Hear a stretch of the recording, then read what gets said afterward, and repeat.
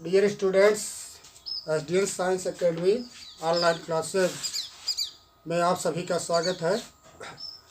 जैसा कि संसाधनों के जब आपका पिछला चैप्टर था संसाधन, तो संसाधनों का सारे वर्गीकरण करने पर हमारा जो पहला संसाधन आया था वो था भूमि संसाधन, लैंड रिसोर्स, जिसमें भूमि संसाधन एक ऐसा संसाधन है जिस पर सारी मानवीय क्रियाएं, प्राकृतिक वनस्पतियां, जीव जंतु, परिवहन, ये सारे जो है भूमि पर ही आश्रित है।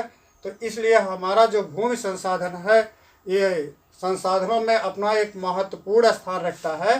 तो हम देखते हैं कि भूमि संसाधन जो कि एक महत्वपूर्ण संसाधन है, किस प्रकार से वो जो है हमारे लिए उपयोगी है।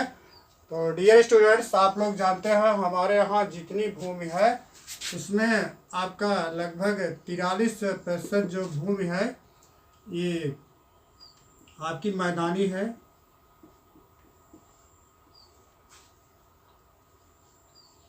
30% भूमि आपकी पर्वतीय है, यानी माउंटेन और ऊंचा नीचा जो स्थान है वो है, और 27% आपकी पठारी भूमि। तो हमारे यहाँ आप देखते हैं मैदानी क्षेत्र जो है काफ़ी है। इसके अलावा जो पर्वतीय क्षेत्र है और पठारी क्षेत्र है, इस तरह से हमारे यहाँ ये भूमि का वर्गीकरण है। तो जो भूमि संसाधन हमारा है इसमें सबसे पहले हम भूमि संसाधन की क्या विशेषताएं होती हैं, इसमें आपका सबसे पहले लिखा गया है सीमित क्षेत्र। तो सीमित क्षेत्र क्या होता है, कहने का मतलब भूमि का जो क्षेत्र है वो निश्चित है, उसको घटाया बढ़ाया नहीं जा सकता। मनुष्य खाली उसकी उत्पादन शक्ति है, उसकी उर्वरता जो है उसको घटा बढ़ा भले सकता है, न कि उसका एरिया घटा बढ़ा सकता है। दूसरा आपका है प्रकृति निःशुल्क उपहार। भूमि संसाधन जो हमारा है ये प्रकृति द्वारा गिफ्टेड है, यानी गॉड गिफ्टेड एक तरह से कह सकते हैं। तो ये हमें जो है इसको निःशुल्क प्राप्त हुआ है। अनासवान, तीसरा आपका है अनासवान। हम भूमि को नष्ट नहीं कर सकते हैं, जितनी हमारी भूमि है वो खाली हम उसका जो रूप है भले परिवर्तित कर सकते हैं, उसको हम नष्ट नहीं कर सकते। स्थिर अथवा गतिहीन, आप देखते हैं जो हमारी भूमि है एक जगह स्थिर है, हम इसको जो है उठा करके एक जगह दूसरी जगह ले नहीं जा सकते, खाली वहीं पर ही सारी क्रियाएं करते हैं। स्वरूप और गुणों में विविधता, आप देखते हैं हमारे तरह अनेक प्रकार की जो मिट्टियां पाई जाती हैं या जो मृदा पाई जाती है उसका जो रूप होता है और गुणों के आधार पर उसमें कई विविधताएं पाई जाती हैं। उसको हम आगे देखेंगे जब हम अपने यहाँ मिट्टी का जो वर्गीकरण, जो हमारे यहाँ मिट्टियाँ पाई जाती हैं जैसे जलोढ़ मिट्टी, काली मिट्टी, लाल मिट्टी, लेटराइट मिट्टी, पर्वतीय मिट्टी या मरुस्थलीय मिट्टी, अनेक मिट्टियाँ, जब उसका वर्गीकरण हम करेंगे तो उसका हम देखेंगे। अब ये हमारा भूमि संसाधन जो है, तो हमारे देश में इस भूमि संसाधन का किस प्रकार से उपयोग किया गया है। तो भारत में भूमि उपयोग सबसे पहले हम देखते हैं इसमें आपकी जो है वन्य भूमि, वन्य भूमि, या इसको आप वन्य भूमि न करके वन भूमि कर सकते हैं। तो वन्य भूमि क्या होती है, वन्य भूमि वो होती है जिस पर जो है जंगल या प्राकृतिक वनस्पतियां होती हैं।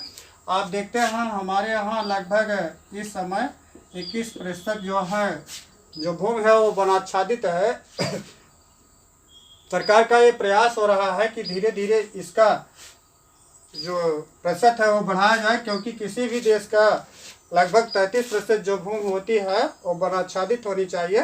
तो हमारे यहाँ प्रेजेंट टाइम पर 21% है, लेकिन अनेक प्रयासों द्वारा इसको लगभग 24% के आसपास किया जा चुका है। तो धीरे धीरे इसका एरिया बढ़ रहा है। जो अनेक जो है मूवमेंट चलाए गए, वन आंदोलन चलाए गए, उनके द्वारा इसकी भूमि को जो है बढ़ाया जा रहा है। दूसरा उसमें आप देखते हैं वन भूमि में जो है हम ऐसी भूमि भी देखते हैं जो वन भूमि के बाद जो है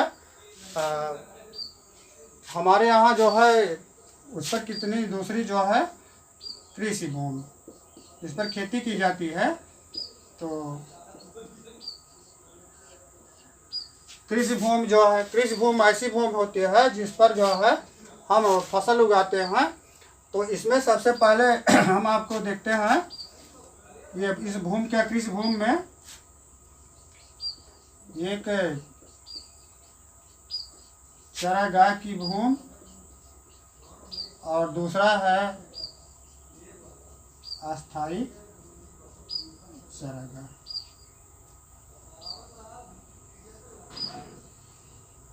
चारागाह की भूमि वो भूमि होती है जहाँ पर पशुचारण होता है।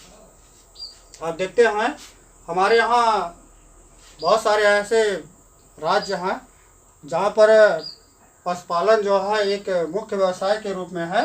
तो पशुओं को चराने के लिए जिन स्थानों पर पशुचारण किया जाता है उसको, उस भूमि को चारागाह की भूमि कहते हैं।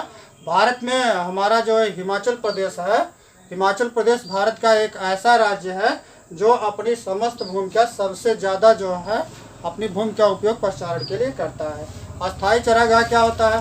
अस्थाई चारागाह वो चारागाह होता है जो निश्चित कर दिया जाता है, जिसका एरिया कि ये भूमि जो है चारागाह के लिए निश्चित कर दी गई है। आप देखते हैं गांव में ग्राम समाज के अनेक जो है चारागाह होते हैं। उसके बाद जो कृषि की जाती है उसके अनुसार हम भूमि को देखते हैं। जो हमारा एरिया होता है एक होती है बंजर भूमि। बंजर भूमि क्या होती है? बंजर भूमि ऐसी भूमि होती है जिस भूमि पर कोई फसल उगाई नहीं जा सकती है, अनुपजाऊ होती है। ऐसी भूमि को हम जो है बंजर भूमि कहते हैं।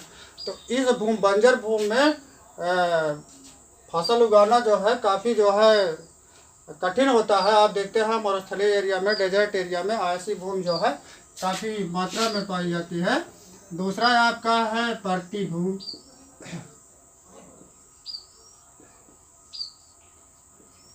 तो पर्ती भूमि क्या होती है? पर्ती भूमि वो भूमि होती है जिस पर जो है खेती करने के बाद, यानी फसल उगाने के बाद उस भूमि को जो है 2-3 साल के लिए छोड़ दिया जाता है। 2-3 साल के लिए छोड़ क्यों दिया जाता है? इसलिए छोड़ दिया जाता है ताकि धीरे धीरे मिट्टी की जो उर्वरता नष्ट हुई है वो उर्वरता मिट्टी में दोबारा आ जाए। तो पर्ती भूमि ऐसी भूमि होती है जिसको जो है 2-3 साल जो है कृषि करने के बाद जो है खाली छोड़ दिया जाता है। ऐसे क्षेत्रों में जहाँ पर झूमिंग कृषि होती है, स्थानांतरित कृषि होती है, वहाँ पर पर्ती भूमि का जो प्रतिशत होता है वो ज़्यादा होता है। क्योंकि आप जानते हैं स्थानांतरित कृषि में यही किया ही जाता है कि भूमि को जो है वनों को काट करके जलाया जाता है, खेती की जाती है। जब तक वो उपजाऊ रहता है तब तक वहाँ पर जो है फसल उगाई जाती है। उसके बाद जो है उस भूमि को ऐसे छोड़ दिया जाता है अनुपजाऊ होने के लिए। उसके बाद आपका है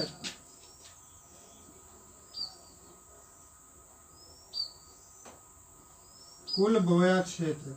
कुल बोया गया क्षेत्र।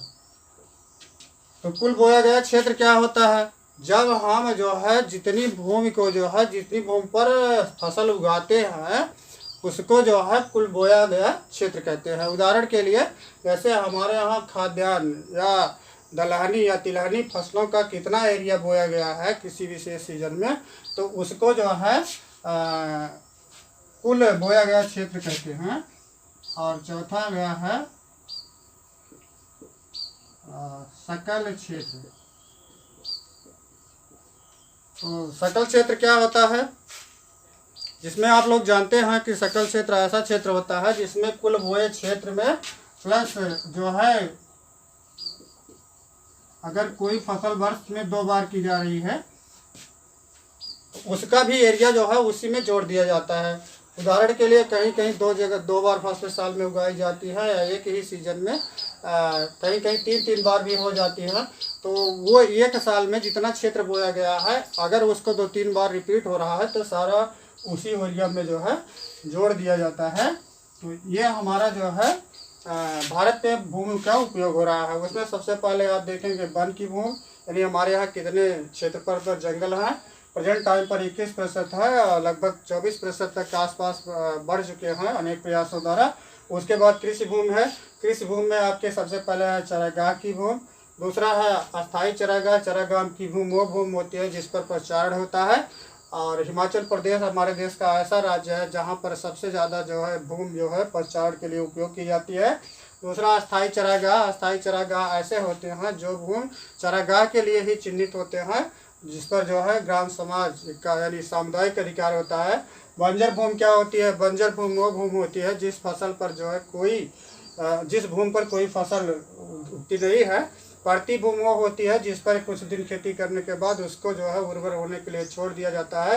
कुल बोया क्षेत्र क्या होता है? एक वर्ष में जितनी भी जमीन बोई जाती है उसको कुल बोया क्षेत्र कहते हैं। और सकल क्षेत्र जो है कुल बोए क्षेत्र में अगर रिपीट करके फसलें दोबारा बोई जाती है तो उनको भी जोड़ लिया जाता है। ये हमारा जो है भारत में जो है भूमि का उपयोग है। इसके बाद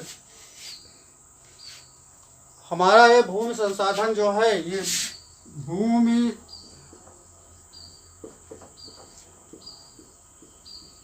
संसाधन का महत्व।